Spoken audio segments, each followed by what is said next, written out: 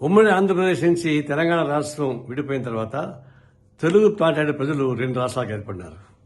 ఇది భౌగోళికంగా తెలంగాణ ఆంధ్ర విడిపోయింది తప్ప తెలుగు మాట్లాడే ప్రజానీకం మీద వైషమ్యం ఉండాల్సిన అవసరం లేదు.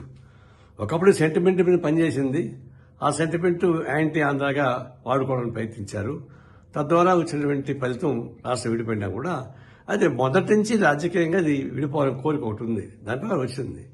మరి ఈ సెంటిమెంట్నే కడకాలం ఉండడానికి వీళ్ళ సెంటిమెంట్ తాత్కాలికంగా ఉంటుంది, అంతేగాని జీవితాంతం తెలంగాణ ఉండదు. ఇప్పుడు తెలంగాణ సెంటిమెంట్ కేసీఆర్ వచ్చినా కూడా ఆ సెంటిమెంట్ పనిచేయలేదు కదా. ఆ సెకండ్ ఆయన వెళ్ళలేకపోయాడు.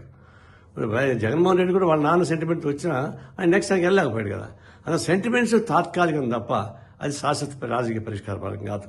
ఇప్పుడు ఫస్ట్ టైం రెండు రాష్ట్ర ముఖ్యమంత్రి చంద్రబాబు నాయుడు గారు ఆంధ్రప్రదేశ్ నుంచి, రేవంత్ రెడ్డి గారు తెలంగాణ నుంచి ఇద్దరు కలిసి రేపు కలవబోతున్నారు.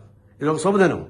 రెండు రాష్ట్రాల్లో ఉన్న ముఖ్యమంత్రులు చూడాల్సింది ఏంటంటే తెలుగు మాట్లాడే ప్రజానీకానికి క్షేమం కోరాలి, వైషమ్యం ఉండాల్సిన అవసరం లేదు. ఎవరి రావాల్సిన వాళ్ళు న్యాయబద్ధమైనటువంటి డిమాండ్ సాధించుకోవాల్సిందే.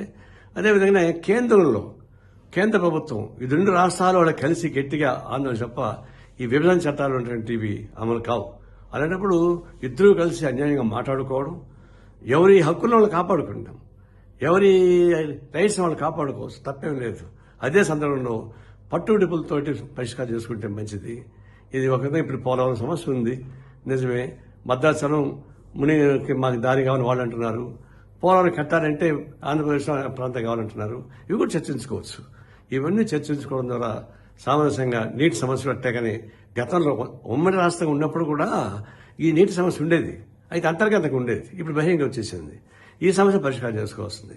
ఏదైనా సరే ఇద్దరు ముఖ్యమంత్రులు సానుకూలమైన పద్ధతి చర్చించుకుంటే మంచిది. అంటే ఒకటి చూడొచ్చు, తెలంగాణ ముఖ్యమంత్రికి కత్తి మీద సాగు లాంటిది. ఇది ఏమాత్రం ఏది మాట్లాడినా ఇది ఆంధ్ర ద్రోహం చెప్పేసి రెచ్చగొట్టే వాళ్ళు కొంతమంది ఉన్నారు ఇక్కడ. దానికి భయపడాల్సిన పనిలే. కేవలం రెచ్చగొడితే సమస్య పరిష్కారం కాదు. దానికి భయపడకుండా తెలంగాణ ముఖ్యమంత్రి కూడా ధైర్యంతో, అదే ఆంధ్ర రాష్ట్ర ముఖ్యమంత్రి కూడా పట్టుబడులతోటి పనిచేసుకుంటే పరిష్కారం అవుతుంది. కొంతమంది ఏదైనా సరే పరిష్కారం చేయడం, కొంతమంది సెంటిమెంట్స్ రెచ్చగొట్టే వాళ్ళు ఉంటారు, కొంతమంది చెడగొట్టే వాళ్ళు ఉంటారు. అవన్నీ మనం పట్టించుకోవాల్సిన అవసరం లేదు. ఉభయ రాష్ట్రాలకు ఉన్న తెలుగు ప్రజలకు ఉపయోగపడాలి. కేంద్ర ప్రభుత్వం నుంచి విభజన చట్టంలో హామీలను అమలు చేసుకోవాలి. దీనికోసం ఫైట్ చేయమని చెప్పి మేము కోరుతా ఉన్నాం.